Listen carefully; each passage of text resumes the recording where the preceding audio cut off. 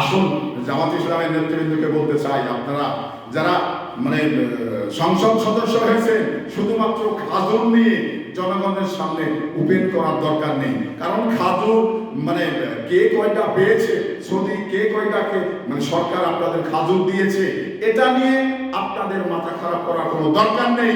জনগণের কল্যাণ করুন, জনগণের চাওয়া পাওয়া সুনিশ্চিত করুন। আমরা বিগত সময় দেখেছি এই হাসনাত আব্দুল্লাহ আর এই যে ফ্যাসিস্টদের একজন সংসদ সদস্য ছিল, সেটা হলো সুমন, ব্যারিস্টার সুমন। এই দুজনের ভিতরে কোনো পার্থক্য নেই। কারণ এই যে কোনো বিষয় নিয়ে গণমাধ্যমে কথা বলে, যে কোনো বিষয় নিয়ে আসলে জনগণের সামনে ওপেন করে। তো এই যে একটি খাজুর, এটা জনগণের সামনে ওপেন করাই সরকারের কি লাভ হয়েছে, আর এই হাসনাত আব্দুল্লাহর কি লাভ হয়েছে? সে খাজুর নিয়েই যখন এত কিছু করতে পারে, তাহলে সামনে বড় বড় কিছু আসলে সে কি করবে?